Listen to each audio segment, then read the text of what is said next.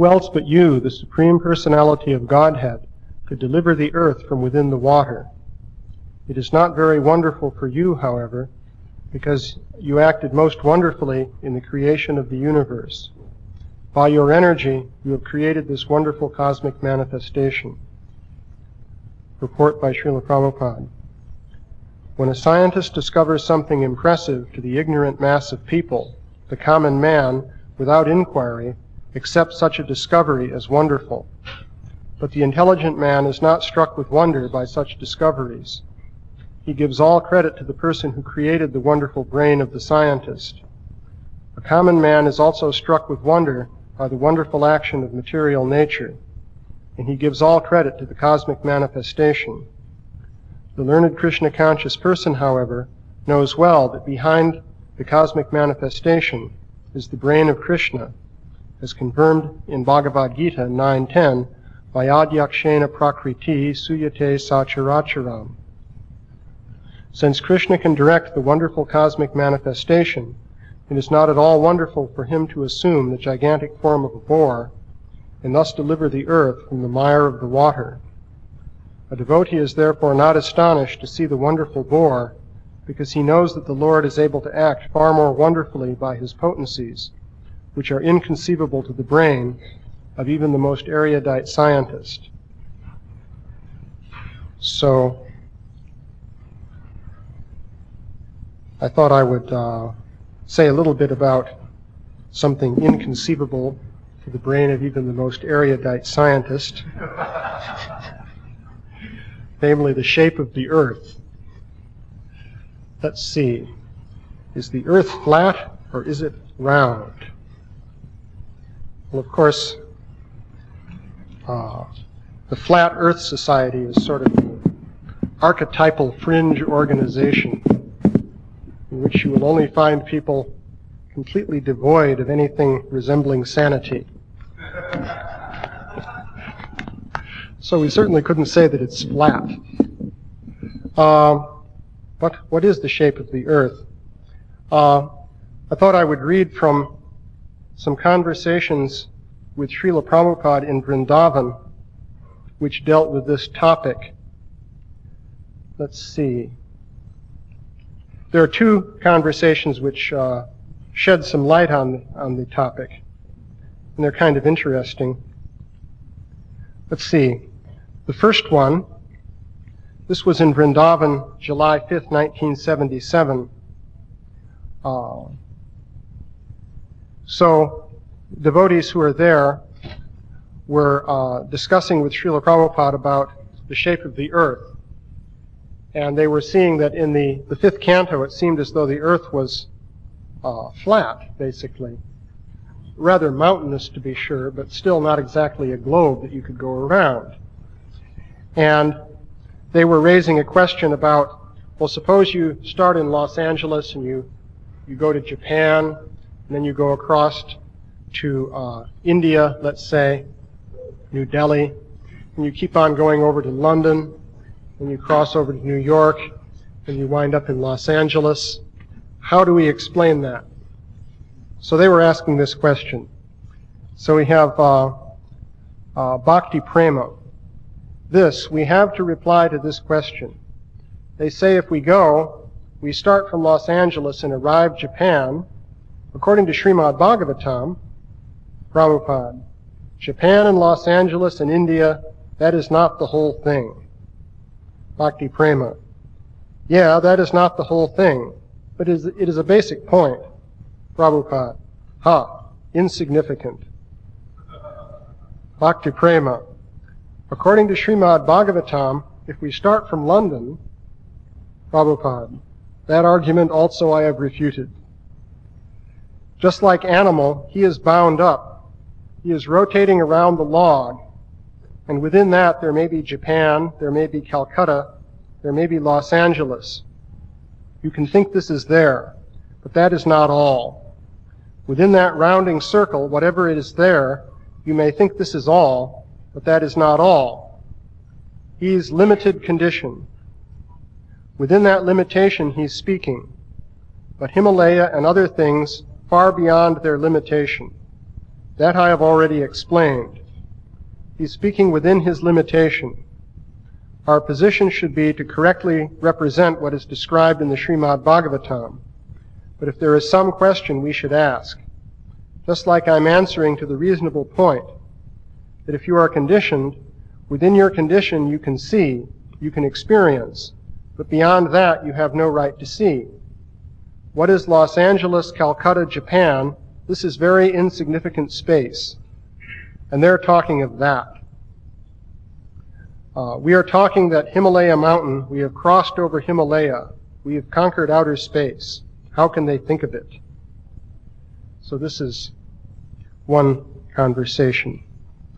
So the example here is of a bull or an ox which is hooked up to a central post so that it goes around in a circle for threshing grain.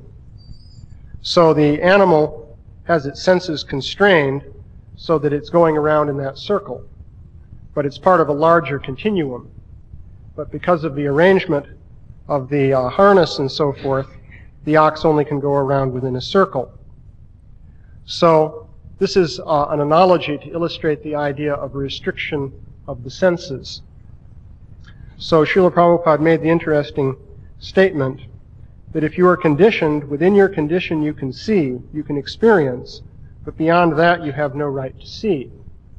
So this is a restriction that actually limits your power to see within certain limitations. So Srila Prabhupada is explaining then that this area that we know about, in which you have Los Angeles, Calcutta, Japan, and London, and those places, is a very insignificant part of the total picture. So that's one conversation. Now there's another one that he had, which also sheds some interesting light on this question. Actually, this was during the same day. They're talking about the same topic. So Srila Prabhupada was referring to the fact that the earth is compared to a lotus flower in the Bhagavatam. So let's see. Where do we start here? Prabhupada. So within the limit, suppose the lotus petal, this way, that way, or this way, Tamal Krishna, you're asking us to draw the details and make a planetarium very exact. Prabhupada, yes, lotus petal. It is round, so in one lotus petal you are conditioned. You cannot go. Tamal Krishna. So far that hasn't been said, but that's, if you say that Bharatavarsha is a petal of the lotus, but I think if you look at the Bhagavatam, I'd have to see it, what it says. There is a statement that it may be the inner portion of the lotus. And what we do, it has to agree with the Bhagavatam. Prabhupada, lotus petal. There are so many petals. You are conditioned with one petal. Tamal Krishna. If that's the explanation, then it can be somehow adjusted. Prabhupada, you do not know what is going on outside. Devotee, there's so many round parts of a lotus petal. Tamal Krishna, yes, that part could be adjusted. But there's a place within it, you know, the center part, there's no petals. In the middle of the lotus, there's like a, I don't know what you call it, it's a flattish area. They show Krishna standing sometimes when they draw a picture of Krishna on a lotus. Prabhupada, that's all right, but your place is in. Prabhupada, Tamal Krishna, that we accept.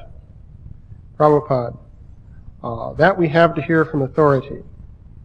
Tamal Krishna, we accept that. I'm just thinking. Prabhupada, unless you are obstinate, you have to accept if you are convinced.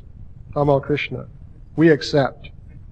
Prabhupada, there are so many millions of stars and moons that we cannot go.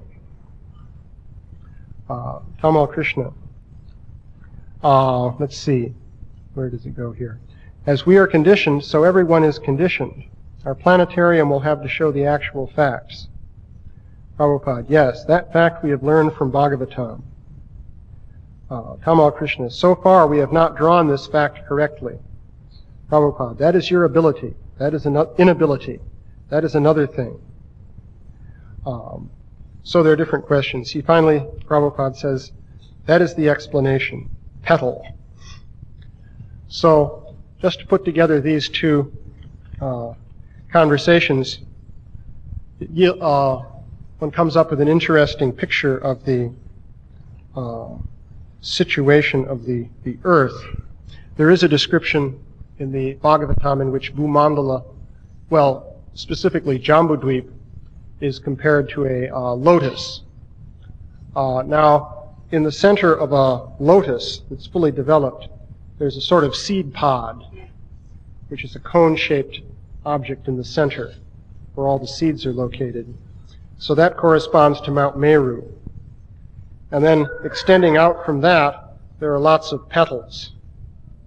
So Srila Prabhupada is comparing the place where we are to such a petal.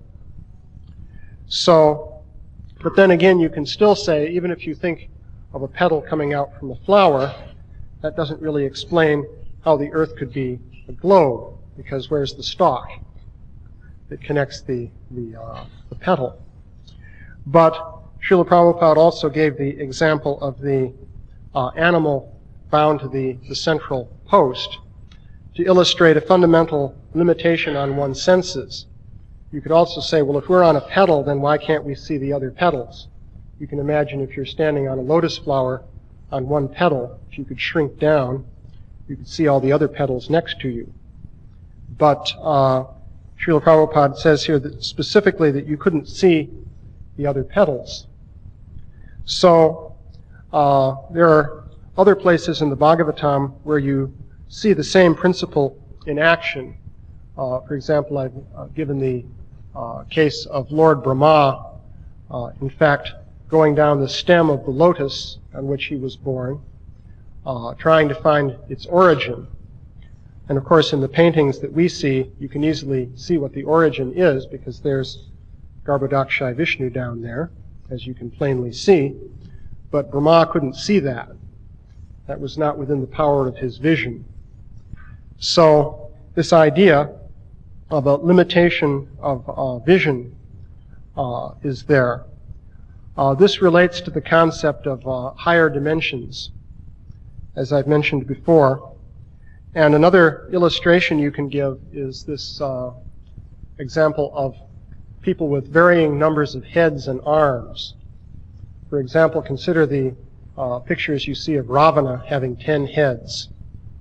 The artists usually have a bit of trouble portraying that, because you see several heads in a row with the necks hanging down in space. So this is a bit difficult. Now, if you really want to put 10 necks going into one torso, unless you make the shoulders very broad, this becomes a bit awkward. You can imagine, of course, accommodating 10 heads if you, let's say, made the necks very thin or something like that. But then there's the description of Lord Brahma's visit to Dwarka, in which Krishna revealed to him all the Brahmas from other universes. And there you have Brahmas with hundreds of millions of heads, for example.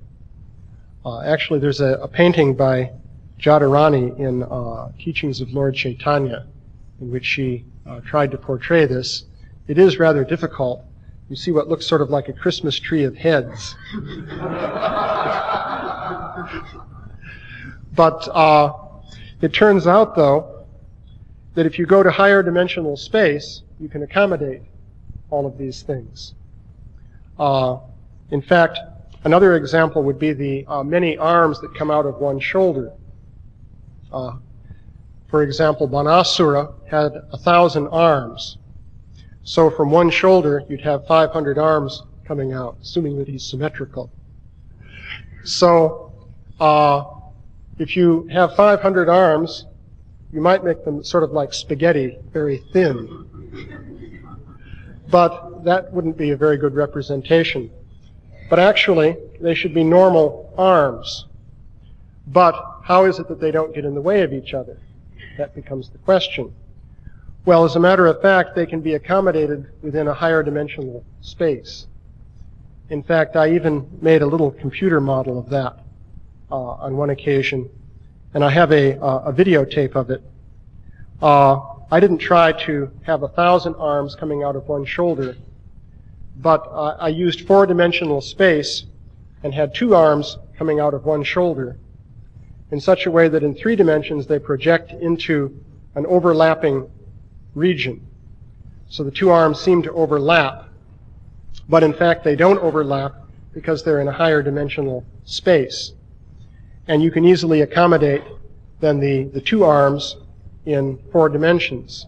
If you go to many dimensions, you could have as many arms as you wanted coming out of one shoulder, and they would all interact without any problem. You can consider in this case the logic of Banasura operating the bows and arrows that he was using to shoot at Krishna. It's said that with 500 arms on one side, he was holding 500 bows, and he was simultaneously drawing the bowstrings back with his other 500 hands to fire arrows at Krishna. Now you can see the problem there is that if you have 500 bows aimed in the same direction, they must be on top of one another. So you could say, well, they pass through each other. But then the 500 arrows also pass through each other. But each arrow is constrained by the bow that's firing that arrow. The bowstring is pushing the arrow and so forth. So the bowstring doesn't pass through that arrow, but it does pass through the other 499 arrows and so on. But in the higher dimensional space where you have room for everything, there's no problem. You can have all these bows and arrows being manipulated simultaneously, and they don't interfere with one another. So that's actually a possibility. So this concept comes up again and again in the Bhagavatam. Another example where you sometimes see paintings would be the heads of the Kaliya Naga. There are some paintings in which you see the lower section of Kaliya is extremely thick. You have a lot of necks coming up, sort of looking like very thin strands extending up. So that's an attempt to show how you could have thousands of heads coming out of one body. But again, I suspect it's a higher dimensional situation. So you don't have to have that awkward, thick section of the Kaliya serpent. So in any case, going back to the earth, what one would have would be that just as Ravana has many heads coming out of one neck, so you have many globes arrayed with higher dimensional connections forming the earth, and we're constrained to one of those. So we can only see one, and to us that looks like the whole thing. But actually there are many of them. So that's the analogy that Srila Prabhupada makes here with the many petals, and we're constrained to one particular petal. So that would mean then that the total earth is something much bigger than anything we're accustomed to imagining. Because in fact, the earth as we know it is just a small part of the total manifestation of the earth. So in that sense, Srila Prabhupada says that this area with Los Angeles, Calcutta, London, and so forth is insignificant compared to the totality. So that's a little bit about the earth. Going back to Lord Varaha, of course then this is the earth that Lord Varaha lifted. So if the earth that Lord Varaha lifted is like that, then what can you say about Lord Varaha? He must also be multidimensional then, which of course makes sense if you consider the total pastime of the lifting of the earth from an ocean. So what that means then is that Krishna's potency is completely inconceivable, which of course was one basic point Srila Prabhupada made in the purport. So it's getting a little bit late. I'll stop there. Are there any questions or comments? Worley?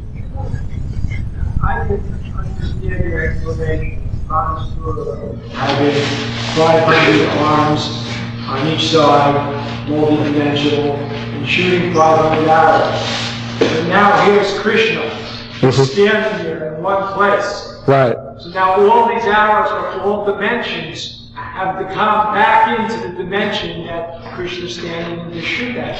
Or anybody else, or a mountain. Let's say you can say, well, Krishna exists in many dimensions. All right, but what about, when he beats mountains? You have a mountain in just our normal 3 dimensions, and here he is beating them, and all his arms from other dimensions are coming in and out of this dimension to beat that mountain. How does it work? Well, you see, higher dimensions include 3 dimensions. So you can have the arrows lined up in one particular dimension, let's say the x-axis. They're all going to point right down the x-axis. But they extend in other dimensions, y, z, w, q, and so forth. So therefore, at the level of the bows, they don't interfere. But they're aimed along x.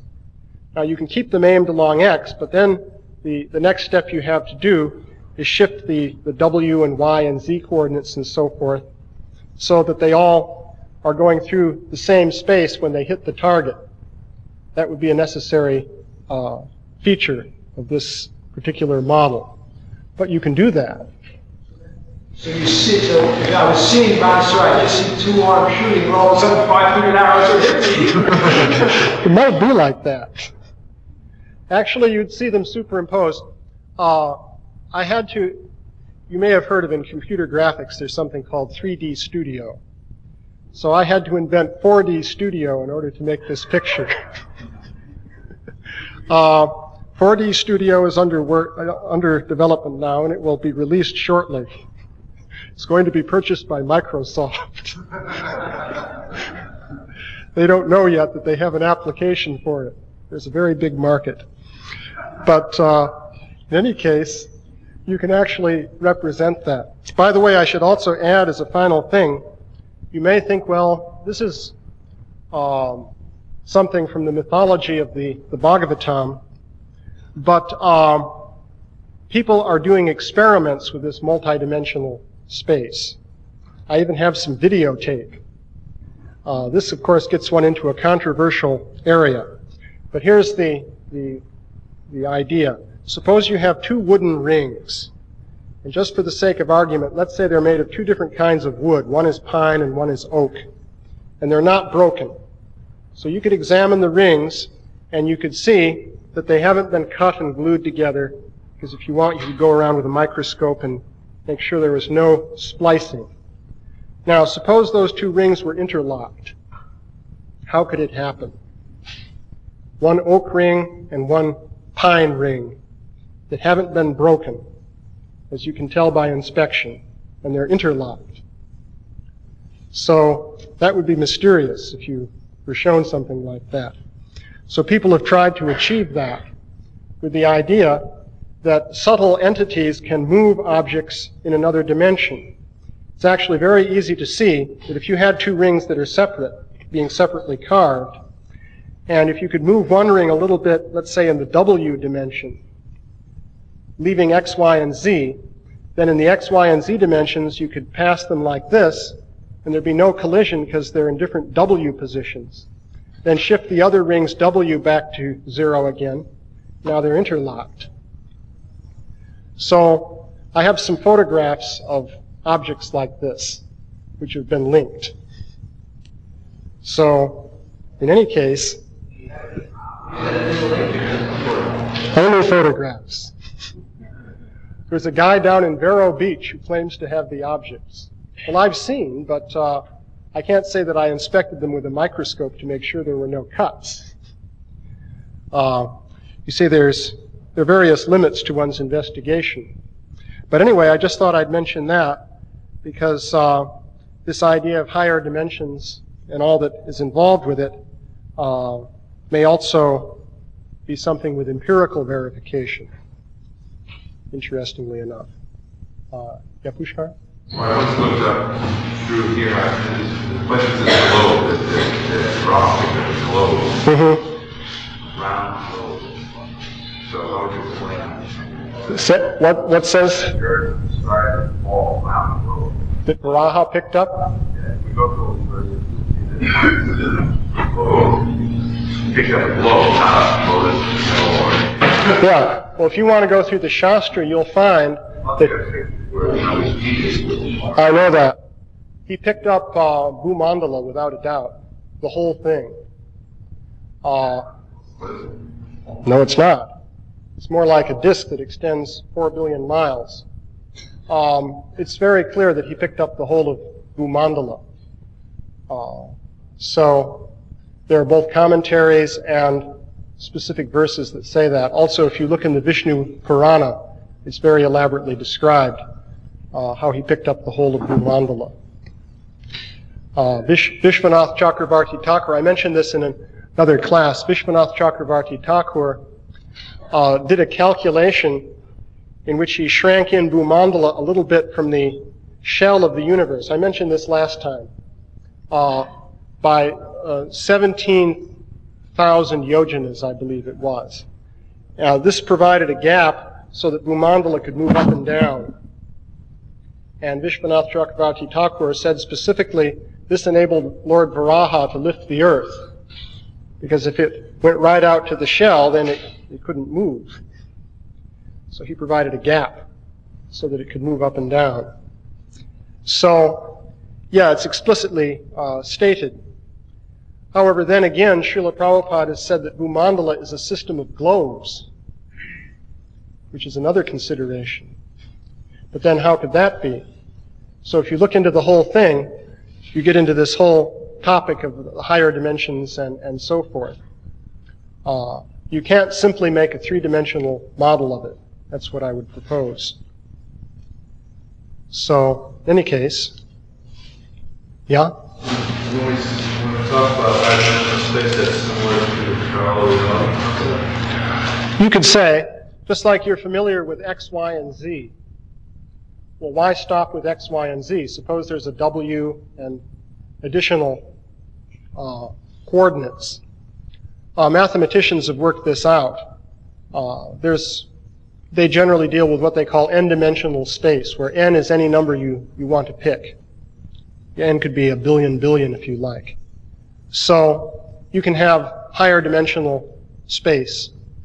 And so that's the idea I'm introducing there. Yeah? Using multidimensional concepts and explanation of these difficult visions seems a little bit too easy. How do you reconcile that with like the scientists view of it? It's like they say we see the Earth as a globe floating here in space, and you say, well, you just don't see it all because your senses aren't equipped to see other dimensions. And that's an easy answer, but there's no proof for that. How do we prove the Bhagavatam in terms that people with limited senses can understand? Well, one has to recognize that some things may be difficult to prove, but I just mentioned this idea of an empirical verification of the higher dimensions. Now, to show that immediately for the entire Earth may not be such an easy thing, but maybe for those little rings and so forth, you can begin to get the idea. In fact, people were, to my knowledge, first thinking about this back in the 19th century. There's a German scientist named Zollner, a physicist, in fact, who was thinking of this.